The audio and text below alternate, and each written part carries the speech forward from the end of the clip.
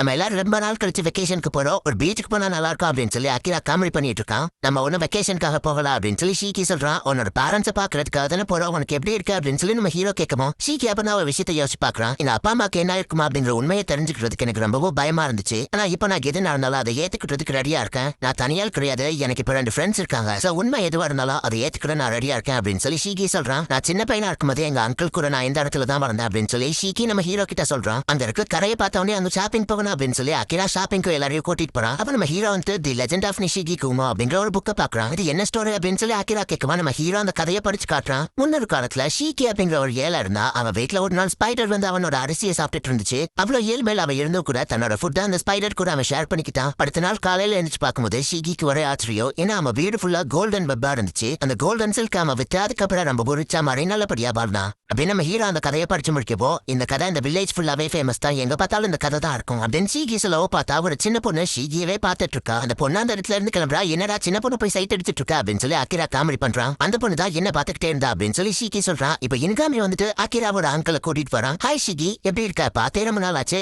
நம்ம எல்லாரும் வேற எங்கேயாச்சும் போய் தனியா பேசலாமா அப்படின்னு சொல்லி ஆத்து சைடா அவங்க எல்லாரையும் கூட்டிட்டு போறான். அவங்க போயிட்டு இருக்கும்போது அவங்க அம்மா அவனை கூப்பிடுற மாதிரியே ஷீகிக்கு கேக்குது. என்னோட பேரு டாரமாரா ஆக்கியோ, ஷீகியோட அப்பா என்னோட அண்ணன் தான். அப்புறம் அவர் ஃப்ளோகோரிஸ்ட் அப்படின்னு சொல்லப்போ ஃப்ளோகோரிஸ்ட்னா என்ன அப்படின்னு சொல்லி அகிரா கேட்கறான். லெஜெண்ட் பத்தின கதையெல்லாம் ரிசர்ச் பண்றவங்க அப்படின்னு சொல்லி ஷீகி சொல்றான். நிறைய கதைகளை அவங்க கற்பனையா கட்டுக்கதையா எழுதியிருந்தாலும் கூட சில கதைகளை நேரில் அவங்க எக்ஸ்பீரியன்ஸ் பண்ணதை வச்சுதான் கதையா எழுதியிருப்பாங்க அப்படின்னு சொல்லி ஷீகியோட அங்கிள் சொல்றாரு. அண்ட் இந்த கெமனாவை பத்தின விஷயங்கள்லாம் ஷீகியோட அங்கிளுக்கு ஃபர்ஸ்டே தெரிஞ்சிருக்கு. ஷீகி சின்ன வயசுல எப்படி இருந்தா அப்படிங்கறத பத்தி எல்லாம் அவங்க அங்கிள் சொல்லிட்டு இருக்கோம். என்னோட கதையை பேசுறதுக்காக வரல, அப்பா அம்மாவை பத்தி சொல்லுங்க அப்படின்னு சொல்லி ஷீகி கத்துறான். உங்க அப்பாவும் நானும் அந்த லெஜெண்டரி கதையெல்லாம் நம்புறவங்க. நிஷிகி குமோ அந்த கோல்டன் வெப் ஸ்பைடர் கதையை நீங்க கேள்விப்பட்டிருப்பீங்க. அந்த ஸ்பைடர் கண்டிப்பா உண்மையானதா தான் இருக்கும் அப்படின்னு சொல்லி நானும் என்னோட பிரதரும் நம்பணும். அதை தேடி அந்த ஃபாரஸ்ட்குள்ள போனப்பதான் ஷீகியோட அம்மாவை நாங்க பார்த்தோம். இதுவரை நான் உங்ககிட்ட சொல்லிட்டேன், ஆனா இதுக்கப்புறம் சொல்ல போற விஷயங்கள் தான் நீ தெரிஞ்சா கஷ்டப்படுவேன்னு சொல்லி இத்தனை நாள் உங்ககிட்ட இருந்து மறைச்சேன் அப்படின்னு அவங்க அங்கிள் சொல்லுவோம். சரி அவங்க தனியா பேசிட்டா அப்படின்னு சொல்லிட்டு அவங்க 2 பேரையும் தனியா விட்டுட்டு மத்த எல்லாரும் வந்துருந்தாங்க. ஷீகியை நினைச்சு அகிரா வருத்தப்படவும் ஷீகி எல்லாத்துக்கும் தயாரா தான் வந்தா. சோ அவனை பத்தி கவலைப்படாத அப்படின்னு சொல்லி நம்ம ஹீரோ சொல்றான். ஷீகி வந்துட்டு என்ன விட்டுட்டு ஐஸ்கிரீம் சாப்பிடுறீங்க அப்படின்னு சொல்லி அவனும் இப்ப ஐஸ்கிரீம் வாங்கி சாப்பிடுறான். உண்மை தெரிஞ்சுதா என்னாச்சு அப்படின்னு சொல்லி அகிரா கேட்கவும் எங்க அப்பா அம்மா 2 பேருமே இறந்து போயிட்டாங்களா?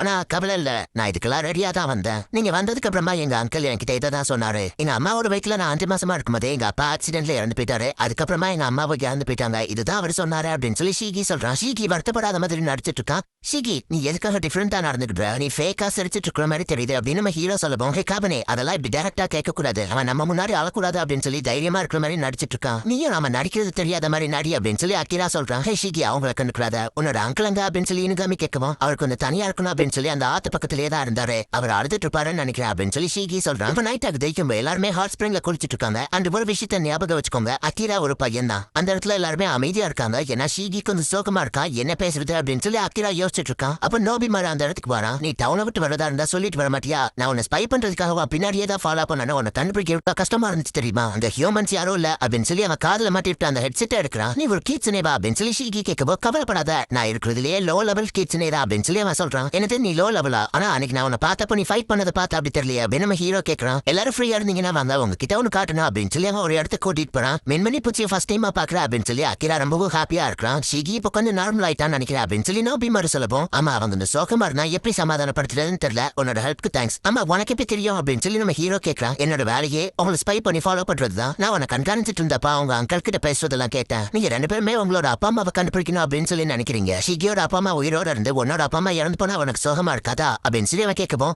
நான் எதுக்கு சோகமா இருக்கப்படா அப்படின்னு நம்ம ஹீரோ கேட்கறான். ஷீகிக்கு நீ ஹெல்ப் பண்ணணும்னு ஆசைப்படுவேன்னு நினைச்சேன், ஆனா உனக்கு புரிய வைக்கிறது ரொம்பவும் கஷ்டம் அப்படின்னு சொல்லி நோபிமாரு சொல்றான். ஷீகியோட அம்மா அவனை கூப்பிடுற மாதிரியே ஷீகிக்கு ஒரு வாய்ஸ் கேக்குது. ஒரு மரத்து முன்னாடி ஷீகி வந்து நிக்கிறான். அப்பதான் அவனுக்கு சின்ன வயசு ஞாபகம் வருது. இந்த மரத்து தான் நான் அடையாளமா அமைச்சிருந்தேன் அப்படின்னு சொல்லி, இந்த மரம் வந்த உடனே ரைட் திரும்பி போகணும் அப்படின்னு சொல்லி அவன் சின்ன வயசு ஞாபகம் வருது. இந்த மங்கி ராக் வந்த உடனே லெஃப்ட் திரும்பணும் அப்படின்னு சொல்லி ஷீகி அப்படியே வழியை தேடி போய்கிட்டே இருக்கான். ஷீகி சின்ன பையனா இருக்கும்போது அவங்க அங்கிள் கூட சேர்ந்து ஒர்க் பண்ண போறான் அப்படின்னு சொல்லி அவங்க அம்மா அடிக்கடி எங்கேயோ போய்கிட்டே இருப்பாங்க. எவ்வளவு நேரம் ஆனாலும் சரி நான் வர இங்கே வெயிட் பண்ணணும் அப்படின்னு சொல்லி எங்க அம்மா சொல்லுவாங்க. நானும் எப்பவும் போல வெயிட் பண்ணிட்டே தான் இருந்தேன். ஆனா ஒரு நாள் எங்க அம்மா வரதுக்கு ரொம்பவும் லேட் ஆச்சுன்னு சொல்லி நான் உங்களை பாக்கலாம்னு சொல்லி இந்த இடத்துக்கு தான் வந்தேன். ஆனா நான் வந்து பார்த்தப்போ அந்த மாதிரி ஒரு கொடூரமான விஷயத்த நான் பார்த்ததே இல்லை. ஆனா எங்க அம்மா இறந்து போயிட்டாங்க அப்படின்னு சொல்லி தான் என்னோட அங்கிள் சொன்னாரு. இந்த இடத்துல நான் வந்து பார்த்தப்போ எங்க அம்மாவை பார்க்க கூடாத கோலத்துல நான் பார்த்தேன். ஆனா இது எல்லாத்தையும் நான் எப்படி மறந்து போனேன் அப்படின்னு சொல்லிட்டு அவன் யோசிக்கிறான். இப்ப அந்த இடத்துல ஓபன் பண்ணி பார்த்தா அந்த இடத்துல யாருமே இல்ல. அந்த இடத்துல ஒரு ஊசி கிடக்குது.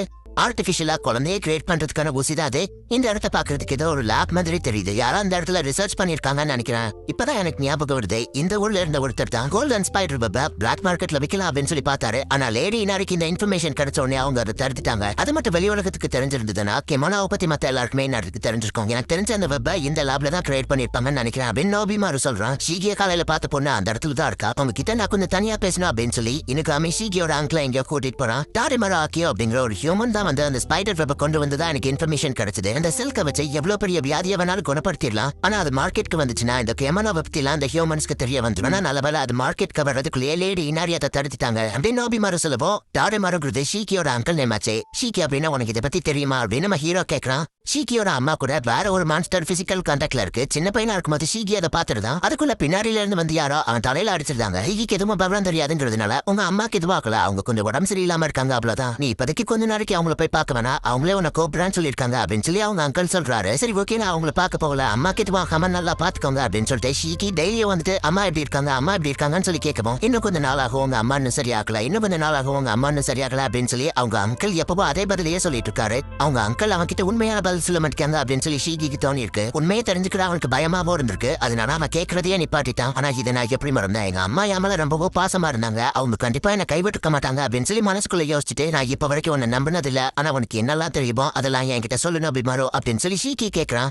கண்டிப்பா ஒரு வருஷத்துக்கு முன்னாடி தான் இதை பத்தி தெரிய வந்துச்சு. இனாரி அவரை அரெஸ்ட் பண்ணி கொள்ளலாம் முடிவு பண்ணியிருந்தாங்க. ஆனா இன்காமி தான் எதுக்காகவோ இன்வால்வ் ஆகி அது தடுத்துட்டாரு அப்படின்னு அவன் சொல்லவும், ஆமா ஒரு வருஷத்துக்கு முன்னாடி அவர் என்கிட்ட வந்து கேட்டாரு அப்படின்னா இது கரெக்டா மேட்ச் ஆகுது. என்னோட அங்கிள் தான் இது எல்லாத்துக்கும் காரணம், நான் அவனை கொல்லாம விட மாட்டேன் அப்படின்னு சொல்லி ஷீகி சொல்லவும், ஹீரோ சரி ஓகே அப்படின்னு சொல்றான். நான் கொலை பண்ண போறேன்னு சொல்றேன், உனக்கு அதுல எந்த பிரச்சனையும் இல்லையா அப்படின்னு சொல்லி ஷீகி கேட்கவும், அது ஒன்னார் முடிவு, நான் என்ன பண்ணட்டும், நானே இதுக்கு முன்னாடி நிறைய உயிரை கொண்டிருக்கேன் அப்படின்னு நம்ம ஹீரோ சொல்லவோ, இது ஒன்னும் பாச்சாவோ மஸ்கிட்டோவோ கிடையாது, நான் ஒரு ஹியூமனை கொலை பண்ண போறேன் அப்படின்னு சொல்லி நம்ம சொல்லவோ, நான் இதுல உனக்கு ஏதாச்சும் ஹெல்ப் பண்ணணுமா அப்படின்னு சொல்லி நம்ம ஹீரோ கேட்கறான். உங்க ஃப்ரெண்ட்ஷிப்பை பார்த்தா எனக்கு ரொம்ப பொறாமையா இருக்கு அப்படின்னு சொல்லி நோபிமாரு சொல்றான். இன்காமியா அந்த அங்கிளும் காடுபடியா நடந்து போயிட்டு இருக்கோம். இந்த வழியை என்னால மறக்கவே முடியாது. இந்த இடத்துக்கு வரும்போது ஷீகி அப்புறமா என்னோட பிரதர் அவங்க அம்மா எல்லாருமே ஞாபகத்துக்கு வராங்க அப்படின்னு சொல்லி அவன் பேசிட்டு வரும்போது இந்த கோல்டன் ஸ்பைடர் வெப் அது ஞாபகத்துக்கு வரலையா அப்படின்னு சொல்லி இனுகாமி கேட்கறான். அப்படின்னா என்ன செய்ய விடாம தடுத்தது அது நீதானா அப்படின்னு சொல்லி அந்த அங்கிள் கத்தவும், இல்ல உன்னை தடுத்தது நான் கிடையாது, ஆனா உன்னை தடுத்த லேடி யாருன்றது எனக்கு நல்லாவே தெரியும் அப்படின்னு இனுகாமி சொல்லவோ, அந்த சில்கோட வேல்யூ என்னன்னு உங்களுக்கு தெரியுமா, ஏன் அப்படி அதை தடுத்தீங்க அப்படின்னு சொல்லி அவன் ஆளாரான். இப்ப கூட நீ செஞ்சது தப்புன்னு உனக்கு தோணல அப்படின்னு சொல்லி இனுகாமி கேட்கவும், நான் என்ன தப்பு பண்ண அப்படின்னு சொல்லி அவன் கேட்கறான். சரி இந்த கோல்டன் வெப் அது எப்படி வந்துச்சுன்னு சொல்லு அப்படின்னு சொல்லி அவன் கேட்கறான். அந்த கோல்டன் வெப் கதை உண்மையாதான் இருக்கும் அப்படின்னு சொல்லி நாங்க அந்த நிஷிகோமோ மாதிரி ஸ்பைடர் தேடி போனோம். அப்ப நான் ஷீகியோட அம்மாவை மீட் பண்ணோம். அந்த ஸ்பைடரை வச்சு